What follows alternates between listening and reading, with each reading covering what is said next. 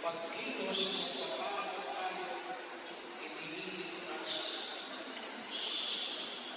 ng Ama, nasa kanyang walang pag-ibig na naglikha ng maraming bagay at pinamani sa ating unang pagbansa na nagbigay ng gabay sa mayang pinili niya at pinagkaloob sa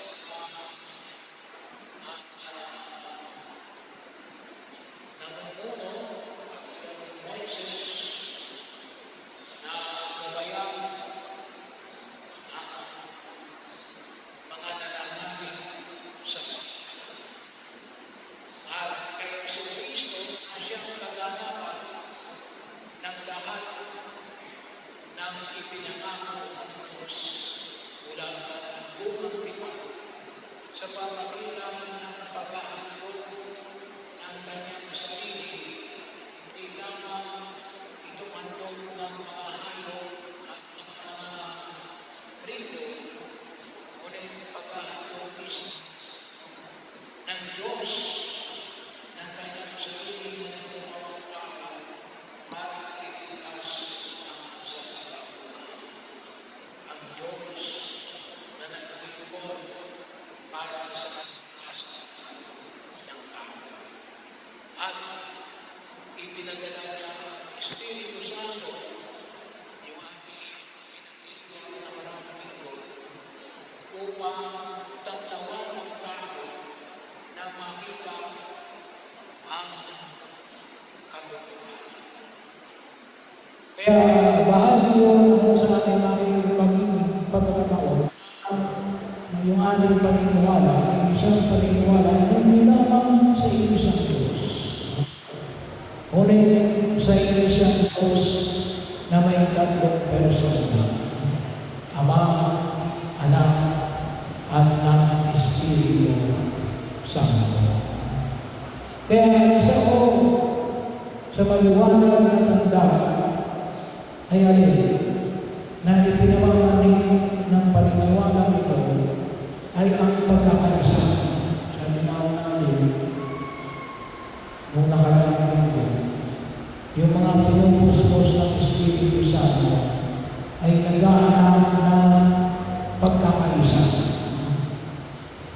Kabaligtaran ito ang nangalit noong hindi pagkilos ng Diyos na kanilang hinahanap pagkakapagpapala. Kaya makita namin natin na yun yung kagustuhan ng demonyo, magkaiwa-iwalay, magkakanya-kanya.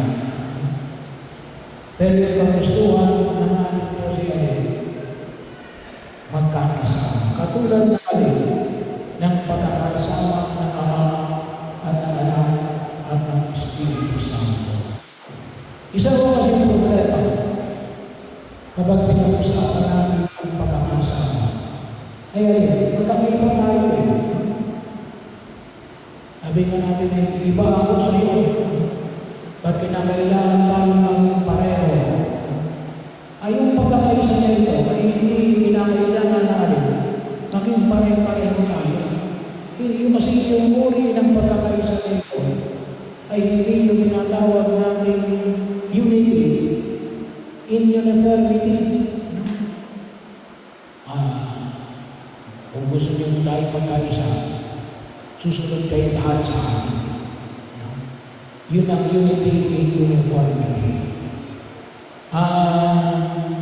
Unity na ipinahayaw ng Jesus sa gitna ng iyong pagkakaiba, magkakaisa tayo. Bakit? Iba yung Diyos Ama. Iba yung Diyos Ama. Iba yung Diyos Espiritu Santo. Pero siya ay isa. Kaya nga sa natin, yung pagkilos ng Diyos Ama ay yung paglikha ng lahat ng sanlibutan. Hindi mo tama na sabihin natin nilikha tayo ni Jesus. Kasi yung kumilos na niya ang Diyos Ama, si Yahweh. O kung tawagin namin ay si El Shaddai. No? Yun ang Diyos Ama. Kaya nga ako minsan, may mga nanay na sinasabi na ako, si Papa Jesus. Theologically wrong yun. Bahagi yun. Bakit? Sino yung Papa? Si Yahweh. Si El Shaddai. Anong itatawag natin kay Jesus? Kuya. Bahagi yun na makita natin. Bakit? Kasi siya ay anak ng Diyos dahil yung mga kapatid ni Jesus. Bahagi yun na kung saan ay makita natin. Yung pagkakaisa ng Ama, Anak, at Espiritu, ito sabihin natin na tayo ay tinubos ng Espiritu Santo. Iba yung trabaho ng Espiritu Santo. Ang trabaho ng Espiritu Santo ang gumawa. Ang makita natin ang katotohanan. Ang liwanag na siyang lang sa ating pagkilos sa daigdig upang tayo ng lahat ay alin. Katulad na nangyari sa Pentecostes ay babaan ng apoy, di ng apoy para alin. Makita natin ang katotohanan. Kaya, yung pagkakaisa ng tinuturo ng banal sa Espiritu, isang Diyos. Nandun ang Ama nung si Jesus ay pinakot sa krus. Nandun din si Jesus na nilikha sa liputan. Bahagi yun. Magkakapareho sila ng kapangyarihan. Pero yung Ama ay hindi anak. At ang anak ay hindi ang Espiritu Santo. Pero ano yung kanilang misyon? Iligtas ang tao. Na tayo ay tunay na makasama na doon sa kanyang kaharian sa langit. Kaya bilang bahagi ng aming pagbubuhay, itong pagkakaisa na ito, sa gitna ng pagkakaiba, may pahayag na rin, hindi pwedeng apakan yung iyong pagkakaiba. Siguro, isang kamaraan ay may pakita natin sa kulay, bahagi din ng aming pagbubuhay. Katulad ng lumawa na, hindi pwedeng lahat na maging puti para tayo magkaisa. Paano po yung bakit ako'y pula? Ako'y itim. Hindi ko pwedeng sabihin na sisirahin ko ang iyong pagkaitim para kailangan maging kaisa. Sisirahin ko ang iyong pagkapula para tayo magkaisa. Bahagi yun, hindi mawawala ang iyong pagkakaiba. Pero, pagka nagsama, bubuo tayo, sabi nga natin, ng isang panibagong kulay. Sa Gemini, ano kaya ang magiging kulay kapag pinagsama? Equal parts. Yung puti, yung pula, at saka yung itim.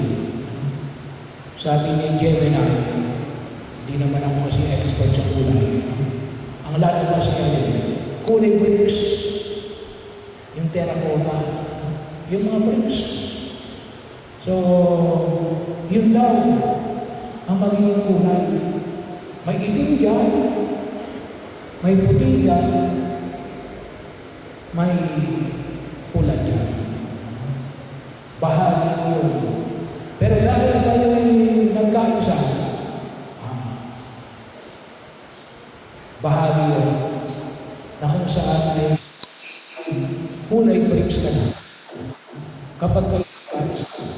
Pero hindi inaalis kung ang kulay mo ay puti, black, or kaya yun ay kilala natin. Kasi medyo mas kilala mo kasi kapag pinag-usapan natin yung pagkakisa, akala kasi natin kapag tayo nagkaisa, pagka-individual mo.